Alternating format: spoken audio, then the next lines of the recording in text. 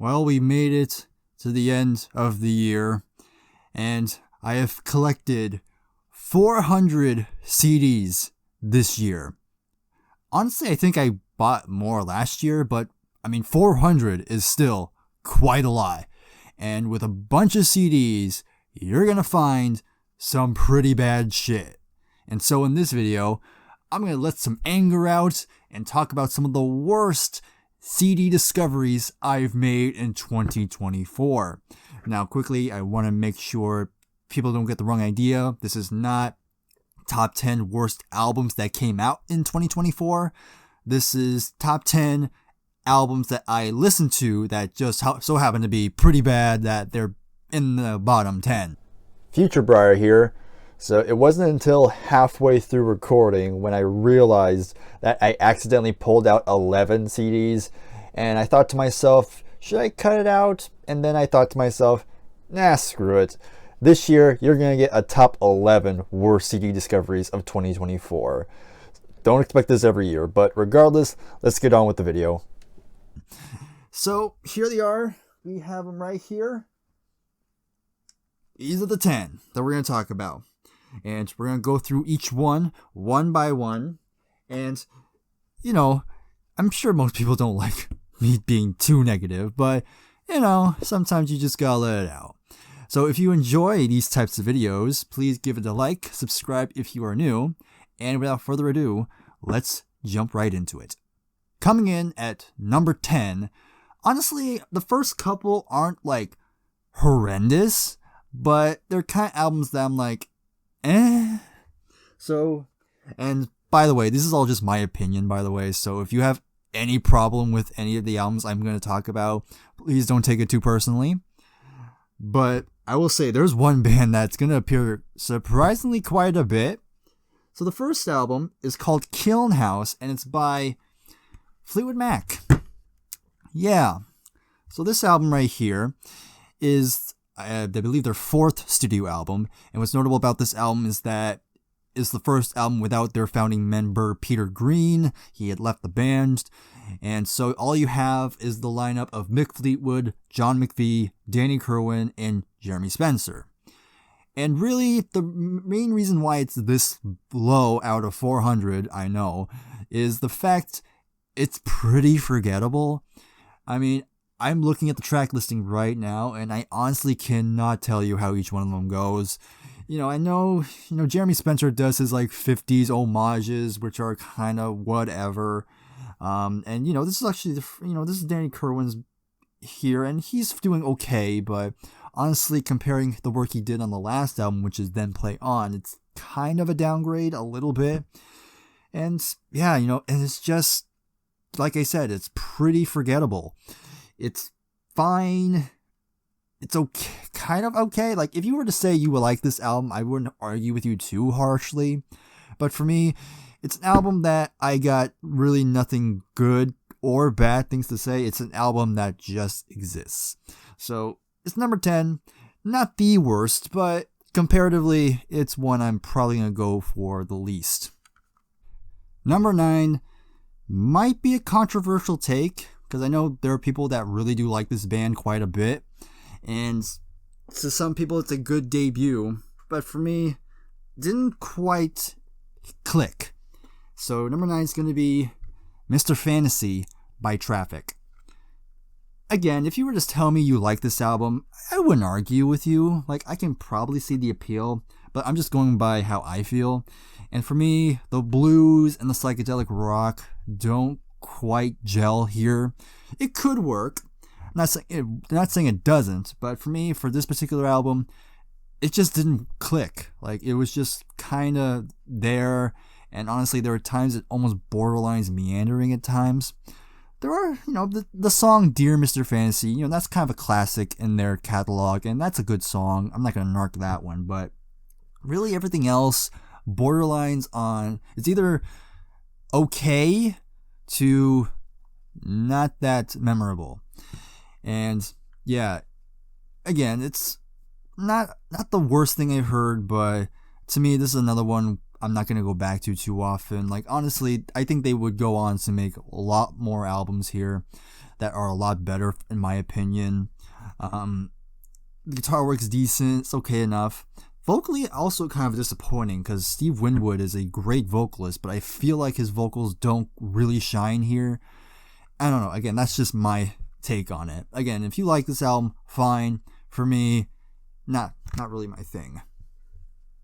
At number 8, we have this band up here again. We have more Fleetwood Mac. Say You Will. This is their final studio album.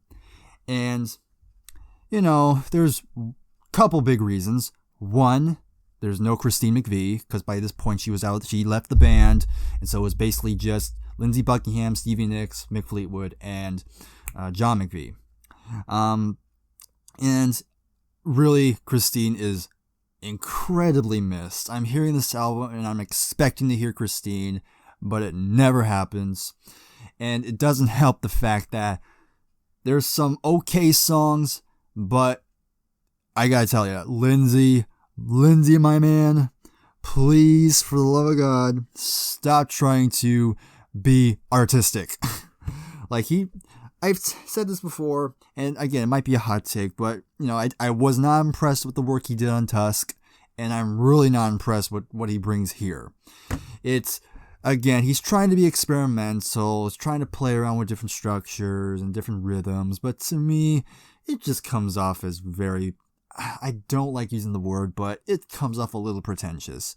It just didn't, a lot of the songs just did not work for me. You know, especially songs like Morrow Turning Over in His Grave, Miranda, Red Rover, even songs like Say Goodbye are just songs I'm like, oh my God, Lindsey, you're killing me, man. Do what you're good at. You're not good at this stuff. But, you know, Stevie kind of helps the album a bit more, but there are times I hear her vocals and it just sounds, even especially at this point of her life, because you can tell both their voices are kind of aging, and so they're not quite as youthful sounding as they did. They just kind of sound tired, kind of uninterested at times, which is kind of a shame. But yeah, you know, it's an album by them, but there's just so many problems with it. I'm just not a fan. So that's number 8. Man, I love Fleetwood Mac, I swear. Next up for number 7, we have The Grateful Dead, Anthem of the Sun.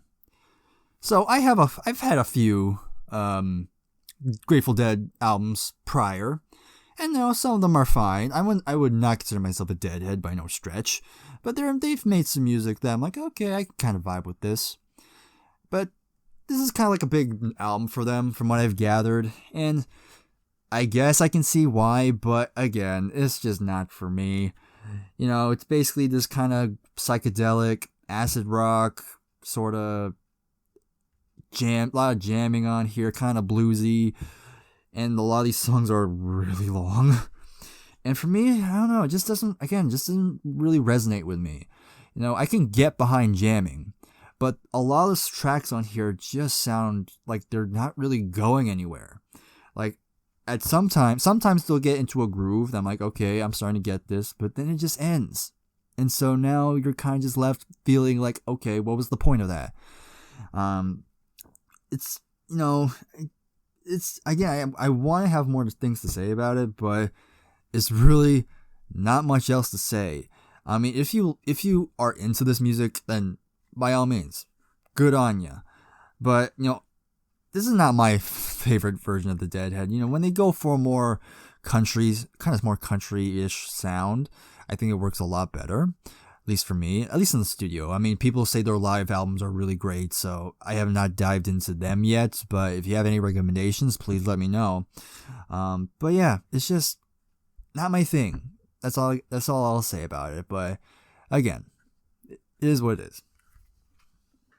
All right, this next one, I mean, I'm kind of cheating because this is more of a compilation than an actual album, but why not? So it's more of a funny one. We have It's a sunshine day. The best of the Brady Bunch. I know, even I was shocked when I found out they released an album. But yeah, it's something, alright. I mean, I guess I like, honestly, I did not know the Brady Bunch were that popular that they actually released albums with music on them. Of course, the Brady Bunch, we know the sitcom, the famous sitcom, you know. I mean, I wouldn't say I've watched it. I've seen clips of it. I know the big quotes, you know, Marsha, Marsha, Marsha, that whole thing. You know, the theme song's pretty iconic. But yeah, I know this was gifted to me by Mickey. I'm sure he wouldn't. I'm sure he won't mind of me putting it here. Yeah, it's something. You know, it's some of the people of the Brady Bunch covering a lot of songs. You know, of course you have the theme song. I know you have American Pie on here, which was definitely an interesting thing. Charlotte's Web, Gonna Find a Rainbow, Frosty the Snowman. I mean, hey, Christmas season, right? Yeah, I have zero use for this. It's. I mean, I'm keeping it just because it's interesting. Like, I'm pretty sure not many people own a Brady Bunch CD, but is this something I'm gonna hear? Heck no. It's like it's a weird novelty thing, really. I mean, I heard it. I mean, it's whatever. I mean, the kid actors are singing okay, but obviously they're still kids, so they're not pristine vocalists, to say the least.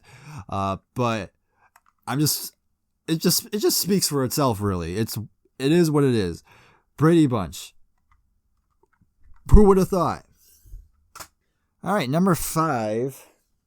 This was another gift. So I think this was from Tom's Hit Parade. Again, I'm sorry, but I have Was Not Was, and this is the album called What Up Dog. Surprisingly, not a rap album. You hear What Up Dog, and you immediately think it's rap, but it's actually not. I honestly have no idea what genre this is, actually. So this was basically a project by the famous producer Don Was, I believe, and this is just one album from them. It's like there's it's kind of groovy, bit of R&B, I think, if I remember correctly, because I heard it once and I immediately didn't care, was immediately not taken out of it. I just can't put my finger, but I do remember the number one problem I have with this album, and it's the fact that there are a lot of moments where it's just spoken word, and the spoken word irritated me. Like, it's just random. Like, it almost borderlines Trap Mask Replica type of vocal style. But yeah, that's like the number one thing I remember, and I just did not like at all. Like, again, I think there were a couple moments where it was actually decent, but it's just so few and far between. Musically, I thought it was kind of boring. Didn't really grab my attention. It just kind of moseyed along and just kind of didn't really sink in. It's an album. It's kind of like, it's a weird album. It's a weird album. But it's just not, again, another album where I just don't care for it. Don't care for the sound. Don't care for the vocals, obviously. It's just an album that exists. So, there you go. Okay, up next. Okay, this is probably not going to be a shocker for most. I'm pretty sure most people would agree this is not that great of an album. We have Van Halen. Van Halen III. I mean, we know the story, you know, by this point, you know, David Lee Roth left the band, then they brought in Sammy Hagar, and then Sammy left, and they bring in Gary Cherone from the band Extreme. And there was a lot of things going on at this point. Of course, it didn't sell out well, and it's another one of those bad albums that I happen to own. But yeah, you know, Gary Cherone, I mean, he's a fine singer. Based on what I've heard from him, again, he's not a bad singer, but I wouldn't say he's like a go-to singer. Like, he's good for what he did, but is Extreme a band I usually seek out? Not really. A bit too generic for my taste. But here he is here, and yeah, his vocals are really, really a low point here. He's just, I don't know, it just seems too, like he's trying way too hard, and it just comes off as kind of forced. And that's really what I get from this album. A lot of the music has a very forced sound. And of course the songwriting, I mean, lyrically is just god awful. I mean, the Van Halen aren't known for lyrics, but this is just like, what are we talking about? And again, production's not that great. It actually sounds very, very bad mixing. And of course, it's also very, very, very kind of fortunate, but also unfortunate, because it has the pleasure of being home of the only song where Eddie Van Halen sings the song, and it's basically a poor man's Roger Waters. It's absolutely atrocious. It's a bad album for a reason. It's definitely deserves to be in my bottom 10, but of course I bought it, so there you go. Moving on. Next, we got a debut album, and a very notable artist's debut album, but even the artist himself has said that he disowns this debut album. And that album is David Bowie. Yeah, so David Bowie, this is his debut album from 1967. And, of course, I did a review on this album with Scott and Nick. Go check that out. I'll leave a link to that in the description. But here we go. This is his debut. I mean, it's a weird, trippy album. I mean, this is him basically adopting a more music hall kind of almost novelty songs at best. And some of these songs are just really even weird for me. I mean, Uncle Arthur, I mean, that's it's okay, but again, that's pretty much a good sum up, a good intro on what you're getting. Because if you hear Uncle Arthur and you don't like it, then you're probably not going to like the rest of the album. Sell Me a Coat was actually not bad, actually. But then you have songs like Rubber Bands, There Is a Happy Land, We Are Hungry Men, where you have David basically putting on a German accent, and it's annoying as hell. When I leave my dreams, it means whatever. Join the gang is kind of whatever. Please, Mr. Gravedigger, one of the most downer album closers I've ever heard of. Is just basically this whole sound play or whatever. This, I don't know, almost like a radio play about this serial killer at a gravesite, and he's planning to kill somebody. And I guess he kills kids too. It's, I don't know, it's just like, it's David Bowie in his primitive state. Thankfully, of course, he would go on to do even greater things, but for a debut, this just ain't it, man. So, yeah, there we go. That's the next one. Now, this next one I'm going to pull up. This is number 3, by the way. When you see this album, you probably think, why is this number 3 where it should definitely be number 1? Well, let me just show you the album and then I'll explain myself. The album is Philosophy of the World by the Shaggs. So this album is notorious for its production and its bad kind of offbeat vocals, and you know the story behind the album has kind of cemented itself in legend at this point. But I'm gonna save you the details. You're not here to give you a history lesson. You're here to hear me rant. I mean, it speaks for itself. I mean, yeah, the production's terrible. The drumming, the guitars, and the bass are all out of sync, are all out of whack. Vocals are primitive at best. Very naive sounding. But it's not number 1 for the fact of how fascinating it is. Like, you're hearing the album and you're like, wow, I'm definitely not going to forget this. But yeah, it's definitely in the top 10 worst because, I mean, duh. But it has a weird charm. that I guess saves it from being number one worst. Maybe I'm just being too generous, but yeah, it's whatever. But of course, if you've heard this album, then you already know. So you just gotta be in the know to know, you know? Yeah, there we go. Guess listen to it.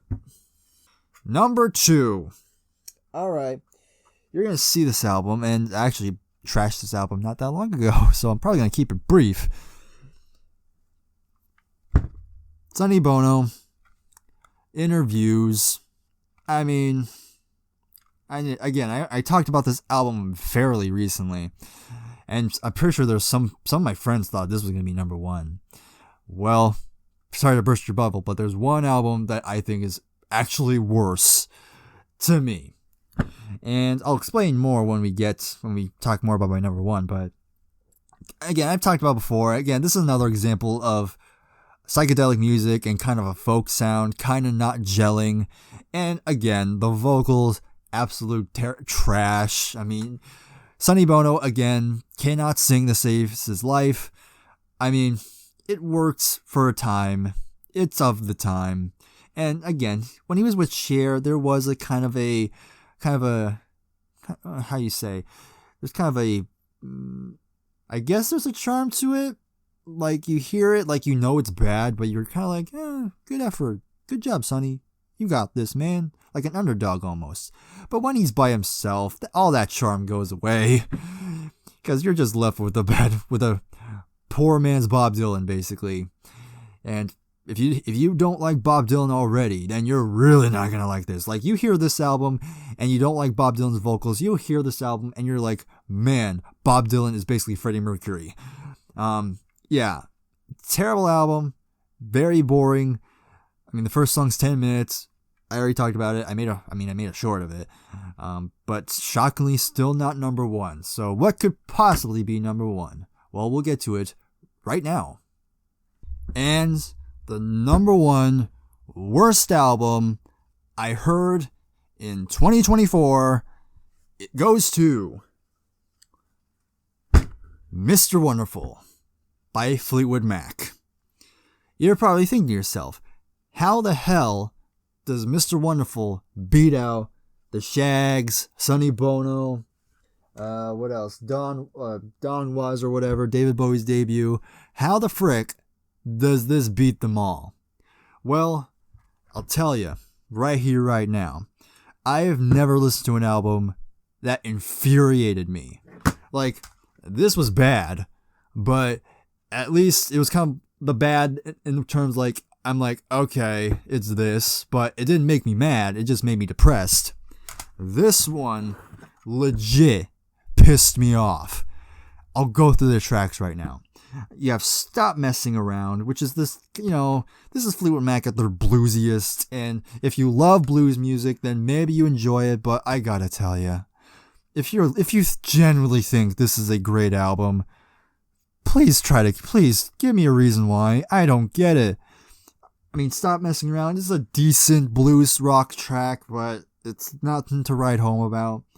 I've Lost My Baby, another song I'm like, whatever. Rolling Man, it's one of the better ones, but still pretty forgettable. You get Dust My Broom. You hear Dust My Broom, you hear that riff. You hear that riff and you're like, okay, that's actually a nice riff. I actually like that quite a bit. But then the rest of the song is kind of like your typical 12-bar blues, which is whatever. Then you have Love That Burns. Again, nothing special about it. It's kind of just there. We're just moseying along. Then you have Dr. Brown. Okay. That riff sounded familiar. That's kind of interesting. But then you get to the next song, Need Your Love Tonight. Okay, what the fuck is going on? So, 3 songs here have the exact same riff, same pace too, same tuning, I'm assuming. And I'm like, why are they repeating themselves? And they're all the same, 12-bar blues. No changes. It's just the same beat over and over again. Okay, moving on. You have If You Be My Baby.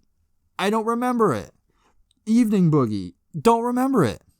Lazy Poker Blues. I think I liked it, but I don't remember it. Then you have Coming Home. You son of a bitch! Oh my fucking god, I hate you! And then it closes out with Trying So Hard to Forget, and I really want to forget this album by the end of it. So, 4 songs with the exact same riff, same pace, same melody, same beat. I'm pretty sure I already said that, but I'm so pissed off, I can't remember what I said.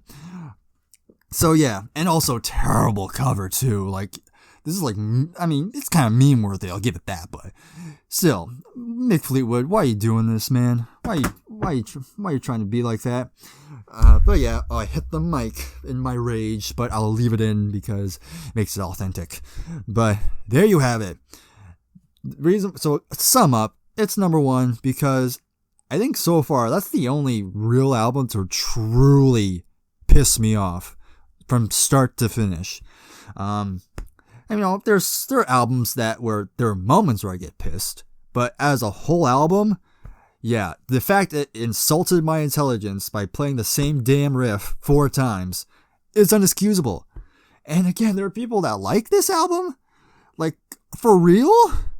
So, I don't get it. But, I guess if you love blues rock, there you go. But, yep, it's not my thing. Obviously, bottom of the barrel. You can argue that the other albums I talked about are worse, but like I said, no album so far has made me red in the face. I'm not sure if you can see my red face now, but there you have it. Whew, alright. Well, I'm glad I got all that off my chest here, so now I'll be a lot more positive when we talk about the top 50 best CD finds of 2024. So, hopefully you enjoyed my rage in this video. Again, I don't plan to do this that much, but it's good to every once in a while just let it out, just kind of show off. Not every album I get in my collection is going to be a hit, but there's definitely going to be some duds. But I'll be honest, it's kind of fun trashing the bad stuff. But hopefully you still enjoy this one. If you have any thoughts on any of the albums I've trashed, if you enjoyed some of the albums I've shown, please be civil. Again, this is just my opinion. But thank you again for watching. I'll see you in the next video. Take care and goodbye for now.